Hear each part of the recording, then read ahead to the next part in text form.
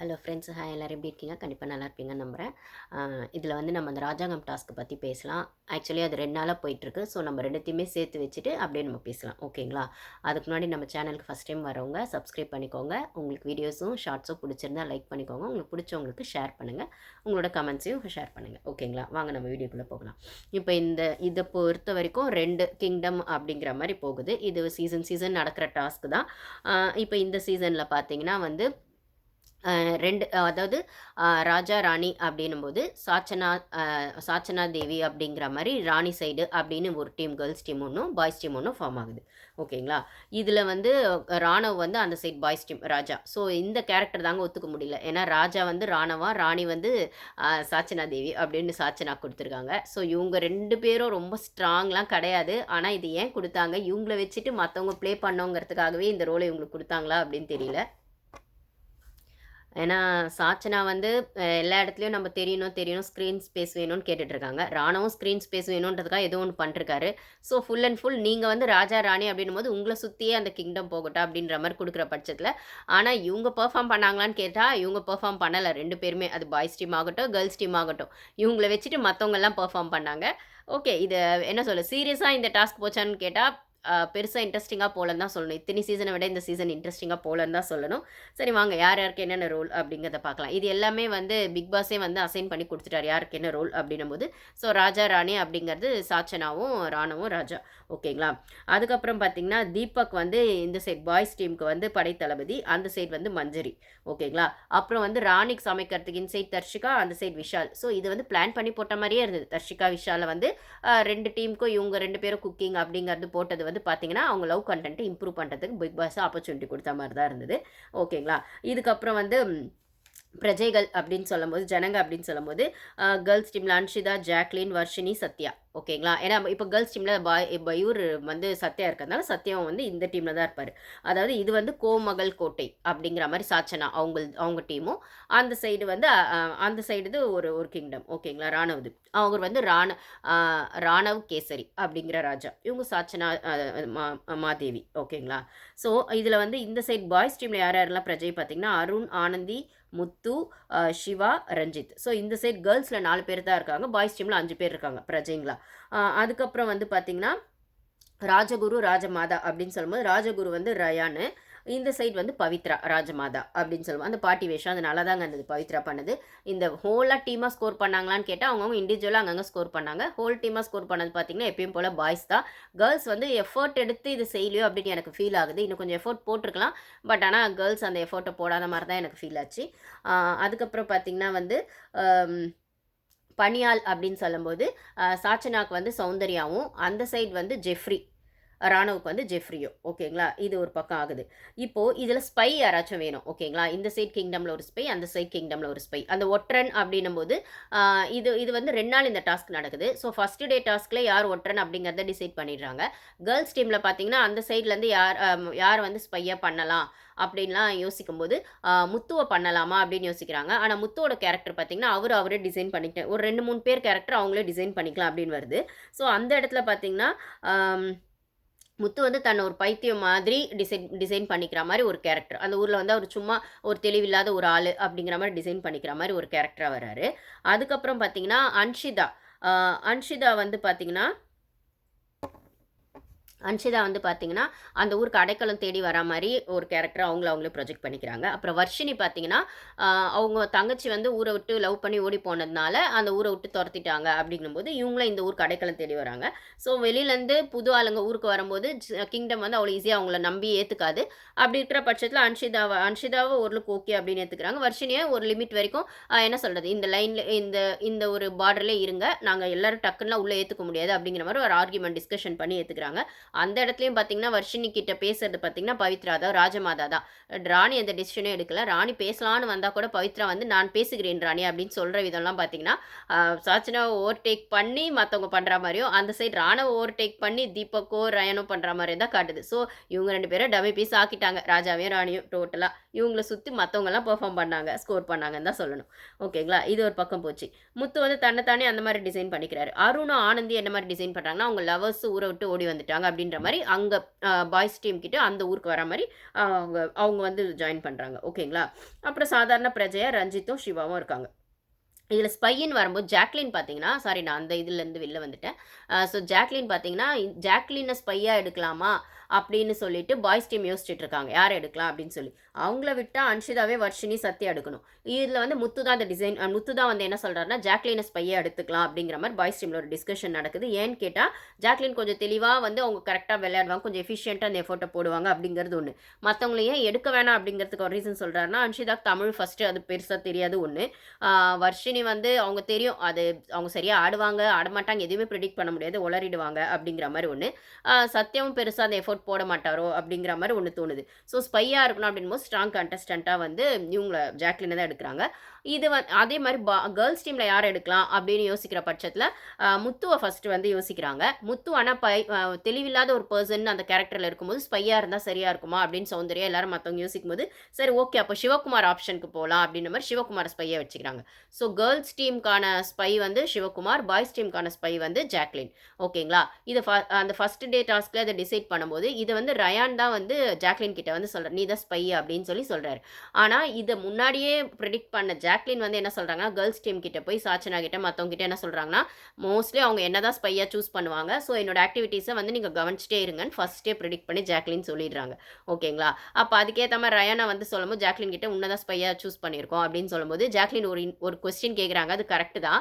அவ்ளோ புத்திசாலியான முத்து ஒரு விஷயத்த கோட்ட விட்டாரு அப்படிங்கிறத தான் சொல்லணும். இந்த இந்த இடத்துல ஜாக்லின் கேட்கும்போது.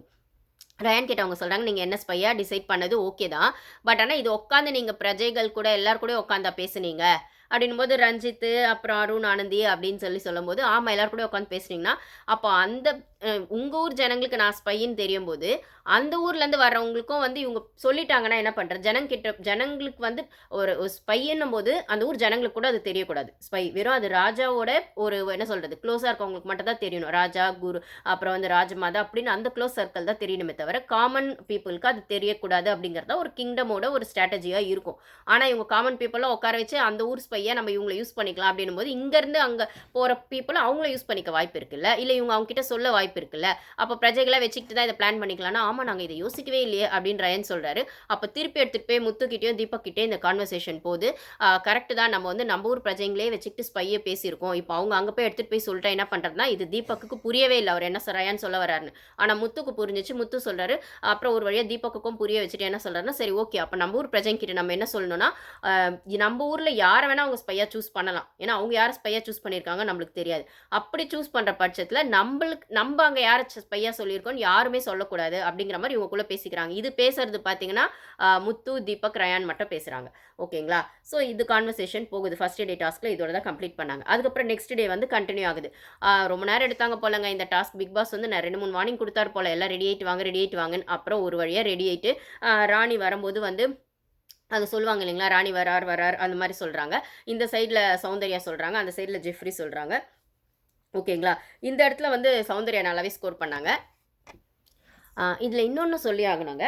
இந்த ஸ்பையெல்லாம் சூஸ் பண்றதுக்கு ஒரு கான்வர்சேஷன் நடக்குது இல்லைங்களா? பாய்ஸ் டீம்ல. அப்ப ரஞ்சித் அங்க வந்து ஜாயின் பண்ணும்போது, இவங்க வரைக்கும் தான் பேசிட்டு இருக்காங்க. ஆனந்தி, தீபக், முத்து, ரயான் இவங்க தான் பேசிட்டு இருக்கும்போது, அவர் வந்து ஒண்ணு சொல்ல வராரு. பட் ஆனா இவங்க அத கன்சிடரே பண்ணாம இவங்க பாட்டுக்கு பேசிட்டே இருக்காங்க. அப்ப ரஞ்சித் சொல்றாரு, "நான் சொல்றதையும் கேளுங்க. இது என்ன நீங்க மட்டும் டிஸ்கஸ் பண்றீங்க? ஒரு டிஸ்கஷன்னு வரும்போது எல்லாருமே டிஸ்கஷன்ல இருக்கணுன்ற மாரி" என்ன சொல்றது?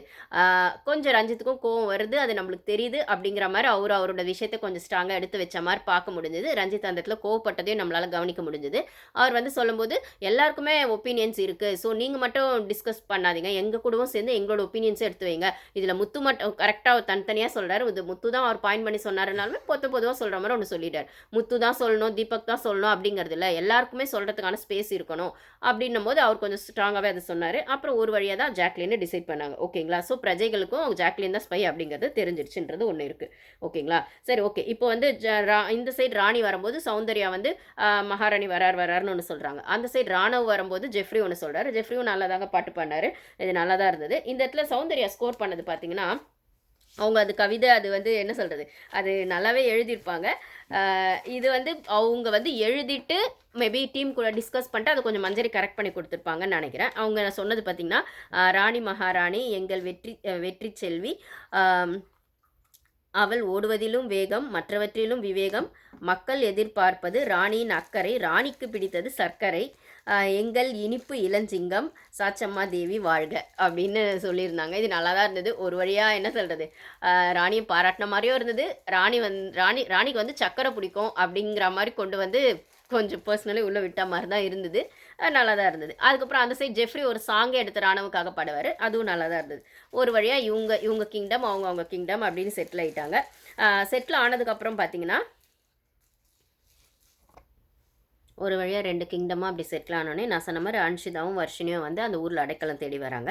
அருணும் ஆனந்தியும் அங்கே பாய்ஸ் சைடில் வந்து நாங்கள் 2 பேரும் லவர்ஸு வந்து ஸோ வந்து இந்த ஊரில் அடைக்கலம் தேடி வந்திருக்கோன்ற மாதிரி அவங்க பண்ணிக்கிறாங்க. முத்து வந்து ஆல்ரெடி நான் சொன்னேன் இல்லைங்களா, அவர் வந்து தெளிவில்லாத ஒரு பர்சன் அப்படின்னும் போது 2 கிங்டமும் செட்டில் ஆனோடனே லேடிஸ் இந்த சைடு வந்து இந்த கோமங்கல் கோட்டை அந்த சைடில் வந்து அவர் பாட்டுக்கு ஜஸ்ட் லைக் தட் நடந்து வர்றாரு. அப்போ அங்கே இருக்க படைத்தளபதி மஞ்சரி வந்து என்ன சொல்கிறாங்கன்னா, மஞ்சரி என்ன சொல்கிறாங்கன்னா, யார் நீ இந்த பக்கம் வந்துட்டுருக்க, எங்களோட கோட்டைக்குள்ளே ஏன் வந்த அப்படின்னு சொல்லும்போது அவர் சிறை பிடிச்சு வச்சிடுறாங்க. சிறை பிடிச்சு வைக்கும்போது அவர் தெளிவில்லாமல் அது நல்லா பண்ணியிருந்தாருங்க முத்து. ஆக்சுவலி ரியலாக அது நல்லா இருந்தது. ஒரு இன்னசென்ட்டாக ஒரு தெளிவில்லாத பர்சனாக அவர் பேசின அந்த ஒரு பாடி லாங்குவேஜ் அது நல்லா தான் இருந்தது பார்க்குறதுக்கு. ஸோ வந்து அவர் சொல்கிறாரு, இல்லை நான் இந்த பக்கம் வந்தேன், தெரியாமல் வழி தவறி வந்துட்டேன் அப்படிங்கிற மாதிரி இன்னசென்ட்டாக ஒரு ஃபீல் கொடுக்குறாரு. ஸோ வந்து இவரை பிடிச்சி வச்சுக்கிறாங்க. பிடிச்சி வச்சுட்டு அந்த சைடில் வந்து சொல்கிறாங்க, உங்கள் ஆள் ஒருத்தங்க இந்த பக்கம் வந்துட்டாங்க, எங்கள் அந்தப்புறத்துக்கு வந்துட்டாங்க, எங்கள் ராணியோட அந்தப்புறத்துக்கு. இப்போ நாங்கள் அப்போ இவங்க சொல்ல நீங்களே வச்சுக்கோங்க அப்படின்னு சொல்கிறாங்க. அதெல்லாம் முடியாது, நீங்கள் வந்து உங்கள் ஆளுங்களில் யாரையாச்சும் வந்து ஒரு பனிஷ்மெண்ட் நாங்கள் கொடுத்தோன்னே அதை செஞ்சுட்டு கூட்டிகிட்டு போங்க அப்படின்னு சொல்கிறாங்க. ஸோ அந்த பனிஷ்மெண்ட்டை யாரை செய்ய வைக்கலாம் அப்படின்னு பார்க்கும்போது விஷாலை தான் செய்ய வச்சுட்டு அதுக்கப்புறம் வந்து இவரை கூட்டிகிட்டு போகிறதுக்காக வந்து சொல்லும் போது இவர் திருப்பி அந்த ரூமில் வந்து பார்த்திங்கன்னா ஆளை காணும் முத்துவை. பார்த்தா அவர் வந்து பெட்ஷீட் கீழே வந்து அந்த பெட்டு கீழே வந்து பெட்ஷீட் பொத்திக்கிட்டு உட்காந்துடுறாரு. ஸோ ஒரு இன்னசென்ட் கேரக்டர், ஒரு தெளிவில்லாத பர்சன் அப்படிங்கிற மாதிரி. இந்த இடத்துல தீபக் வெளியிலேருந்து குரல் கொடுக்குறாரு. அதாவது அவர் படைத்தளபதி இல்லைங்களா, நீ எதுக்கு அந்த ஊருக்கு போனேன், இதுதான் நீ நம்ம ஊருக்கு செய்கிற வந்து நல்ல விஷயமா அப்படின்மா, இல்லை நான் துப்பு கிடைக்குமான்னு வந்தேன் அப்படின்னு சொல்கிறாரு. ஸோ இவர் தெளிவில்லாத பர்சனாக தெளிவாக பிளான் பண்ணி வந்தாரா அப்படிங்கிறது தெரில. ஸோ ஒரு மாதிரி ஒரு நல்ல யூனிக் ரோல் தான் ப்ளே பண்ணாருன்னு சொல்லணும். அப்போ வந்து அதுக்கப்புறம் வந்து அவர் அமுச்சு வச்சிடுறாங்க. இதில் வந்து பார்த்தீங்கன்னா நடுநாளில் கொஞ்சம் பர்சனல் வெஞ்சன்ஸ் வரதாங்க செஞ்சது. ஜாக்லின் மாரல் டீச்சராக பண்ணப்போ இதை செய்யக்கூடாது அதை செய்யக்கூடாதுன்னு சொல்கிற இடத்துல இதில் நிறைய வந்து பர்சனல் அட்டாக்ஸ் தான் அங்கங்கே நடந்ததுன்னு சொல்லணும். இதில் என்ன சொல்கிறது, தீபக் நல்லாவே வந்து கேர்ள்ஸ் டீமை வந்து பிளான் பண்ணி அங்கங்கே கார்னர் பண்ணதை பார்க்க முடிஞ்சுது. ஜெஃப்ரியை வந்து சாச்சனா கார்னர் பண்ணதை பார்க்க முடிஞ்சுது. ஜெஃப்ரி சாச்சனாவை கார்னர் பண்ணதை பார்க்க முடிஞ்சுது. ஸோ இதெல்லாம் அந்த பர்சனல் அட்டாக்குள்ளே வரலையான்னு எனக்கு தெரியல. இதில் வந்து ஜெஃப்ரியை வந்து என்ன சொல்லுவாங்கன்னா, சாச்சனா ஏதோ ஒரு இடத்துல ஒரு லைன் தாண்டி ஏதோ ஒன்று பண்ணும்போது அது நம்மளுக்கு கிளியராக காட்டல, 100 தோப்புக்காரணம் போட சொல்லுவாங்கங்க. 100 தோப்புக்காரணம் அவ்வளோ ஈஸிலாம் இல்லை, எவ்வளோ கஷ்டம், ஒரு 4-5 வாட்டி உட்காந்து எழுந்தாலே அப்படி இருக்கும். அப்போ வந்து 100 தோப்புக்காரணம் போட சொல்லும்போது கருணெல்லாம் பார்க்காதீங்க, செய்ய சொல்லுங்கள் அப்படின்னு அவங்க ஆர்டர் போடுறாங்க. ராணி ஆர்டர் போடுறாங்க. ஆக்சுவலி டாஸ்க்கு கொடுக்கணும்னு வச்சுக்கிட்டா கூட வர்ஷினி தான் பண்ணணும். ஆனால் இது டாஸ்க்லேயும் வரல, இவங்க ராணின்றதுனால ஒரு பவரை யூஸ் பண்ணோன்றதுக்காக ஜெஃப்ரியை பண்ண சொல்கிறாங்க. அவரும் வந்து அதை பண்ண மாட்டேன்னு சொல்லலை, பண்ண முடியாதுன்னு சொல்லலை, கஷ்டம்னு சொல்லலை, பண்ணி முடிச்சிடுறாரு. 100 வந்து போட்டு முடிச்சிடுறாரு. அது எப்படி இருக்கும்னு நம்மளுக்கு தெரியும். ஸோ அந்த கோவம் போயிட்டே தான் இருக்குது சாச்சனா மேலே. ஒன்று இன்னொன்று இது வந்து அந்த மாதிரி பண்ண உடனே அதுக்கப்புறம் வந்து பார்த்தீங்கன்னா ஸோ ஒரு வழியாக வந்து முத்துவை சிறை பிடிச்சிருக்கறதுனால அவரை கூட்டு போகிறதுக்காக விஷாலை டாஸ்க் பண்ண வச்சுறாங்க. அந்த லைனை தாண்டி வந்ததுனால ஜெஃப்ரியை 100 தூப்புக்காரனை போட வைக்கிறாங்கங்க. இது எனக்கு கேட்டால் சாச்சனா பிளான் பண்ணி தான் பண்ணாங்கன்னு தான் சொல்லணும். இது தப்பு தான். ஸோ இது இப்படியே டக்குன்னு முடிய போகிறதெல்லாம் இது கண்டினியூ தான் ஆக போகுது. ஓகேங்களா? ஸோ வாங்க அடுத்ததெல்லாம் நம்ம நெக்ஸ்ட் வீடியோவில் பார்க்கலாம். Thank you guys.